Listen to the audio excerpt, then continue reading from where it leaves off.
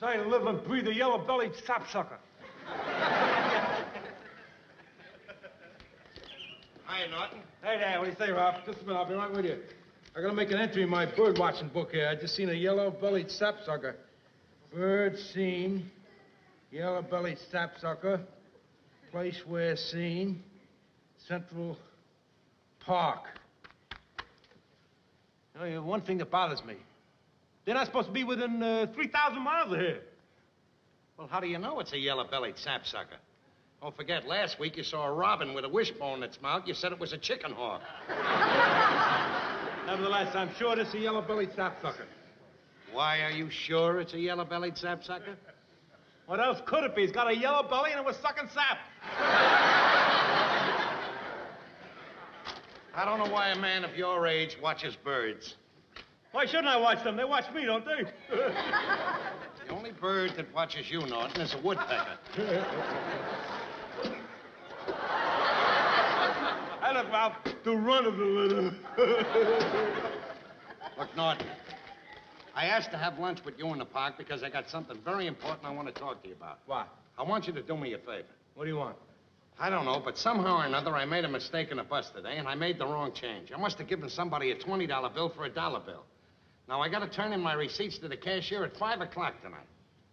Will you lend me the money? Look, Ralph, it's not that I'm against lending you money, and you can do anything you want with it. It's just what you don't do with it. What don't I do with it? You don't pay me back. Look, Norton, don't lend me the money. All I want you to do is invest $20 in it. What do you mean, invest? I'll tell you what I mean. Norton, let's face it. I'm a man with big ideas. And sooner or later, one of those ideas are gonna catch on. And when they do, I'm gonna be a big shot. And do you know what happened to people who become big shots? Yeah, they forget their relatives. No, Norton. They incorporate. They incorporate. I'm going to become a corporation. Do you know what a corporation is? Yeah, I know what a corporation is. When a person or a group of persons duly authorized to sell, distribute shares, become involved with the intention of the stockholders grouping about together with those shares with the intention of selling the shares, comes to an evil interest there. How did you know that? Ever hear of Merrill Lynch, Spears, Pierce, and Bean? Yes. I got an office right outside of downtown sewer I work in. Well, I'm glad you know what a corporation is, Norton, because then you'll understand what a great opportunity I'm offering you when I tell you that I will send you a percentage. For $20, a 20% percentage of the Ralph Kramden Corporation. I like that. Trixie forgot to catch him. Of course, I can't give you too much stock. I can only sell you a few shares, but, well, I still think you'll make a profit on it. Well, isn't it appealing to you? No, it don't. I don't like liverwurst without ketchup. You stop with the liverwurst? I'm talking high finance. Look, for $20, you get 20% of all the money I make over and above my salary. Listen to me, will you, Ralph? My mother didn't raise no stupid children, you know. I work hard for the money I earn there, down in that sewer. It's no easy job, you know. Some days I get it right up to here.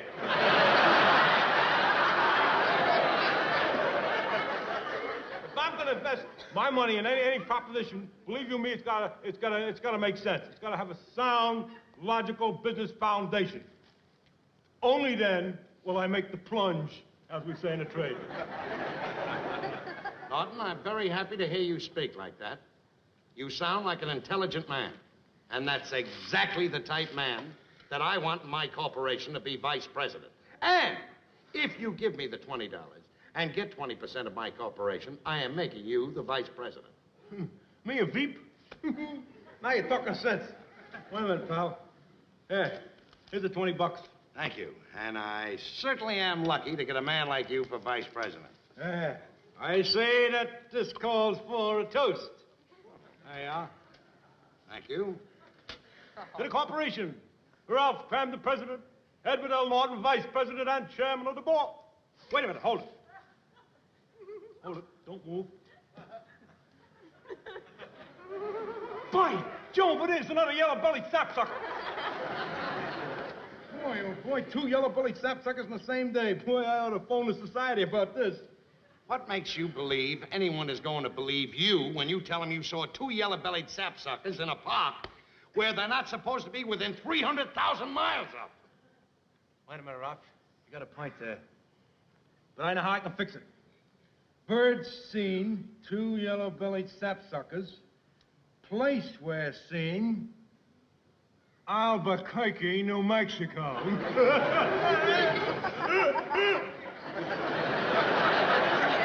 I'm certainly lucky to get a man like you to be my vice president, Norton. Yellow-bellied sapsucker.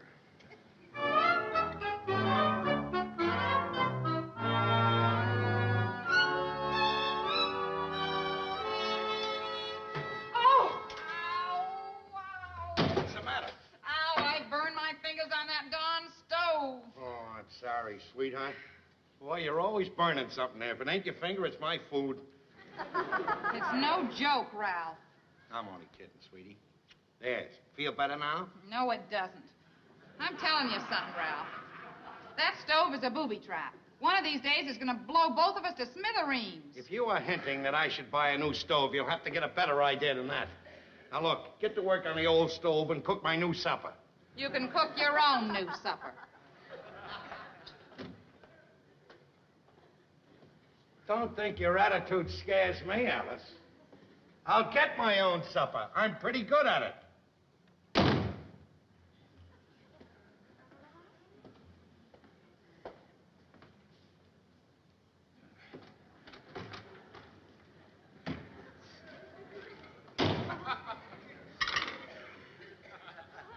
Hey there, Ralph.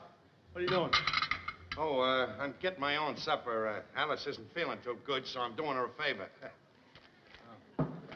Well, Ralph, I wanted to have a little talk with you about the corporation. I've been vice president for about a week now, and you ain't showing no profit. I had a stockholders meeting with myself, and I come to the conclusion that I'm getting a little impatient. Haven't you got any business ethics? How can you interrupt the president of a corporation while he's eating? All right, I'll wait till you're through.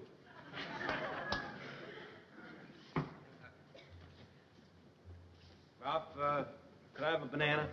Go ahead.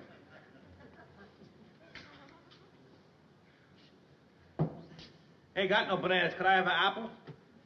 Go ahead. Ain't got no apples either. Could I have an orange? Go ahead! Haven't got any oranges either.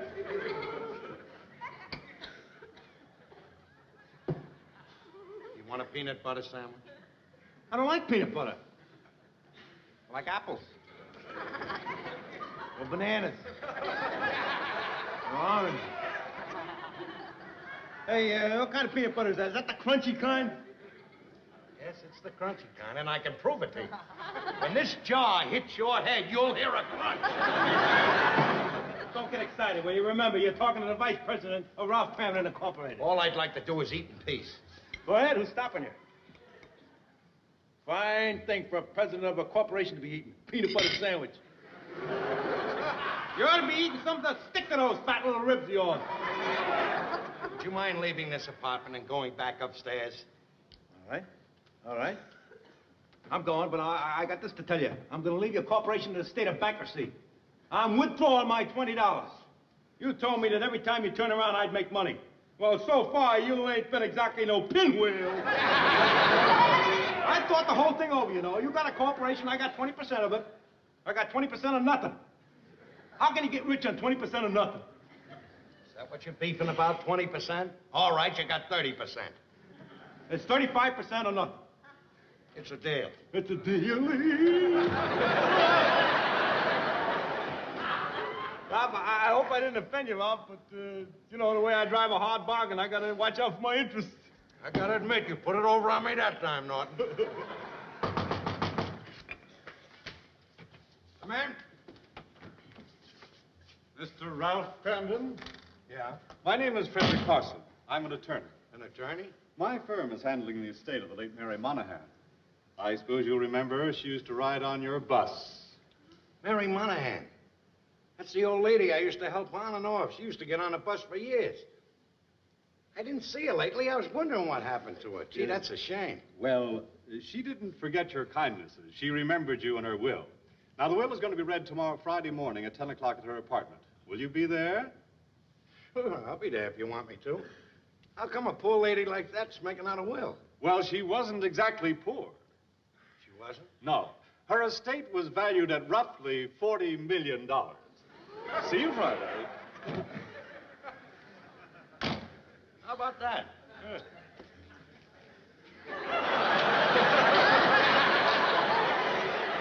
$40 million! Alice! Alice! $40 million! I'm inheriting $40 million!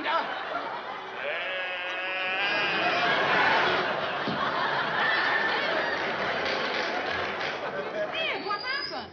What do you mean, what happened? He fainted. Can't you see? Fine thing. Guy inherits $40 million and he faints. What am I saying? 35% of that belongs to me.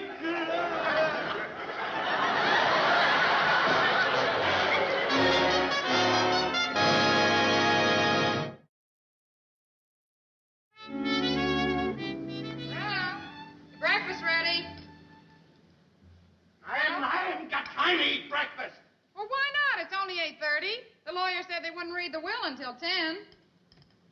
Alice, why must you hide things where I can't find them? Where's the shoe polish? In the top left-hand drawer. It's not in the top hand drawer. It must be there. It must be, huh? It must be. It must be, but it's not. Don't always say it must be, Alice. What you mean is maybe, not must be. Maybe.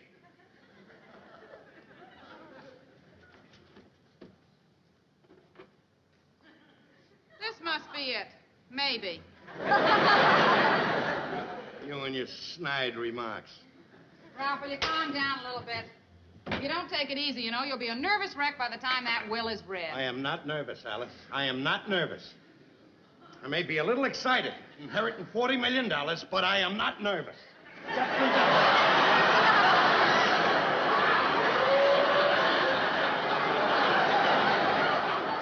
No. No, you're not nervous, Ralph. You're not nervous at all. You just read in Esquire where the well-dressed man always polishes his socks. I want to tell you something. Ralph, I know you're a little bit excited, but after all, the will hasn't been read yet. We don't know how much she's leaving you. What do you mean we You don't keep know? talking about millions, Ralph. It may just be hundreds. What are you talking about, hundreds? She's leaving $40 million, isn't she? Said in the papers this morning she's only got one other relative. One living relative. A nephew.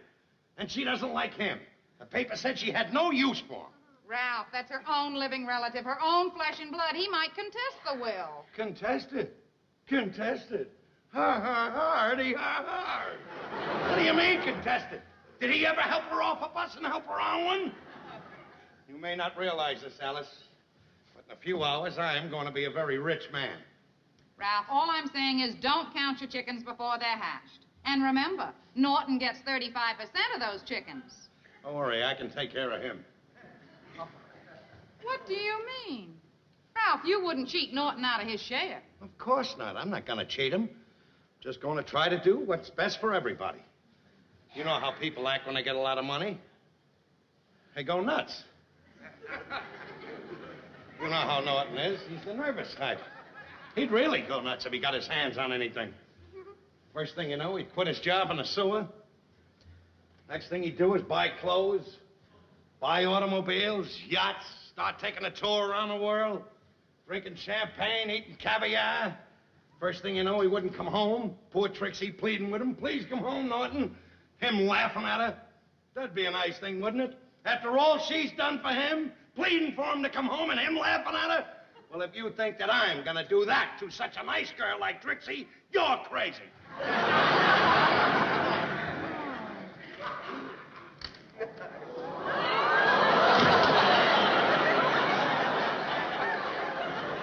all right? Oh, hi, Ed. You want some coffee? No, I already had breakfast. How about a second breakfast? I already had that, too. It'd be kind of ridiculous to have 3 breakfasts, wouldn't it? Yeah. I'll tell you what I will do, though. I'll start on my first lunch.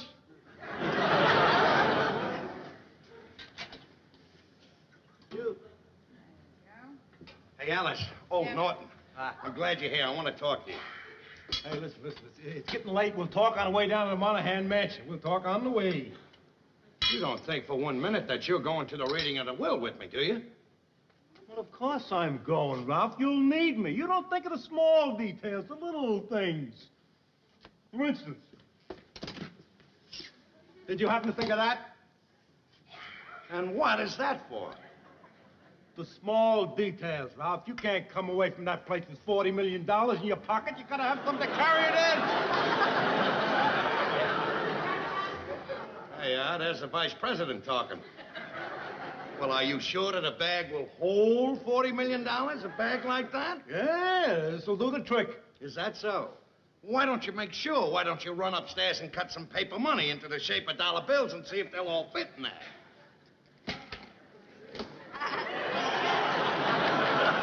The small details. Is Trixie upstairs? Yeah, she's upstairs. She's waiting till I get back. We are gonna make a trip that I have always wanted to make. A trip? Yeah, now that we're getting into the millions, I'm gonna do something that I always wanted to do. Going on a second honeymoon to Niagara Falls, only this time we ain't hitchhiking.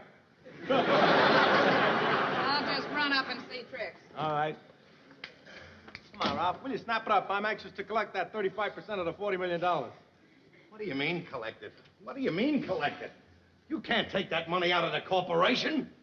It's got to stay in there. That's what a corporation is for, to put money in and let it grow. Look, this is grown enough. 35% of the $40 million belongs to the stockholders. This is only the start. Look, as president of this corporation, already, from just $20 you gave me, I'm already making you millions. Look, you gotta leave it there. You gotta leave it in the corporation. Then I invest it. Then I reinvest it. And then reinvest it. Before I finish with you, pal, I'll have you out of that sewer. $40 million, 35% of it belongs to the stockholders. Will you stop saying $40 million? It's not $40 million, do you know? When you inherit $40 million, do you know how much you have left? Let me give you an example. 35% belongs to the stockholders. Will you stop saying that? Now, look, this piece of paper represents $40 million. All right, I inherit $40 million. Right away comes federal income tax. Then comes the state tax.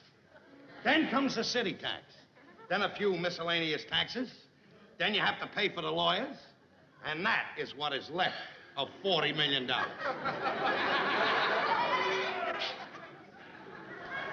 35% belongs to the stockholders.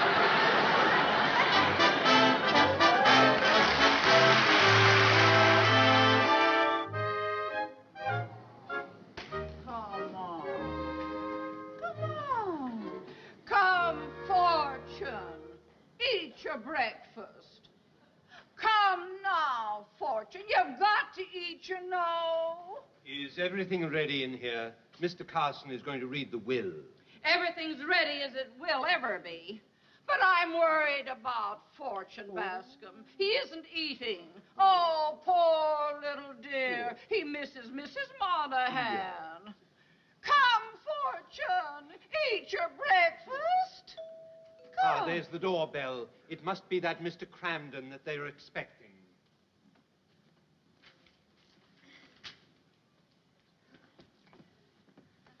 Mr. Carson and the others have been waiting.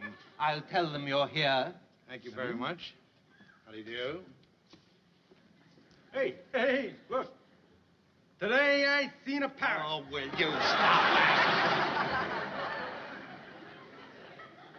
Now, look at Norton. I'm telling you now, and I'm telling you for the last time.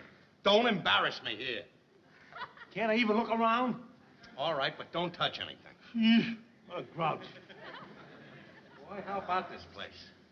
This is real class, huh? Oh, beautiful. Bet you they spent at least $100 on the furniture in this room alone. Sure. Hey, Ralph, look. I bet this guy had a rotten barber. Oh, there you are. Oh, how do you do, Mr. Carson? I'm sorry I'm late, but I was taking care of my corporation. We were about to start without you, but Oh, there are some things that just Can't wait. Well, like we say in the sewer, time and tide, wait for no man. This is my business associate, Mr. Norton, Mr. Carson.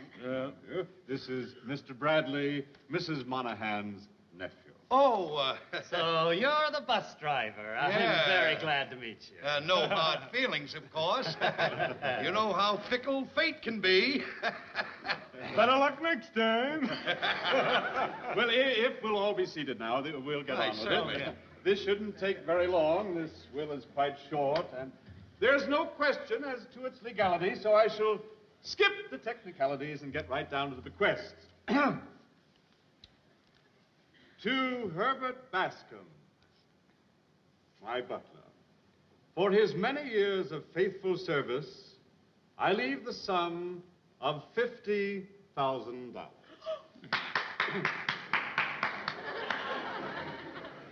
Sorry, a little habit I picked up watching the quiz shows.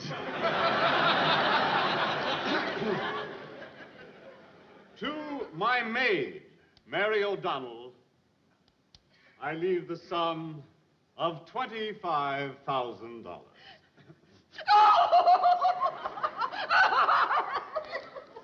Some people are never satisfied.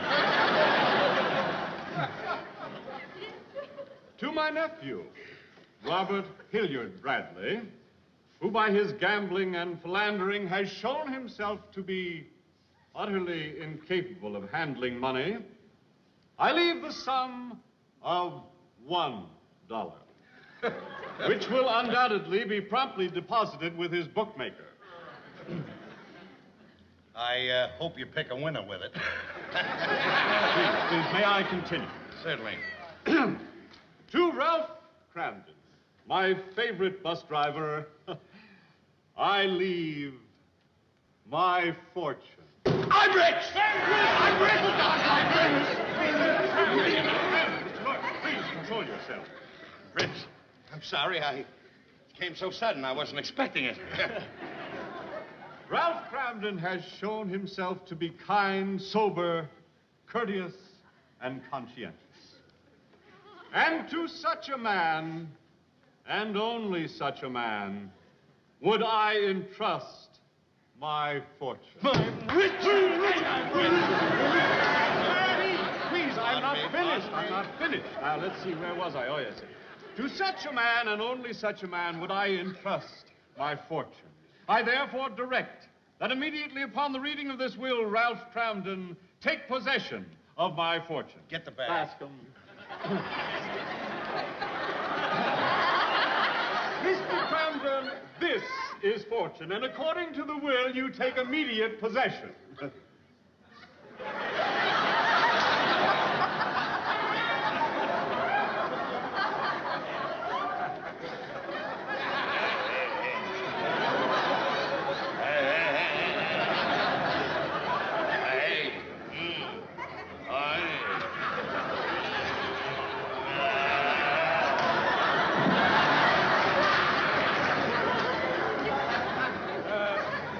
Excuse me, Mr. Carson. Am I to understand that this is the fortune? Yeah. Look, hold on.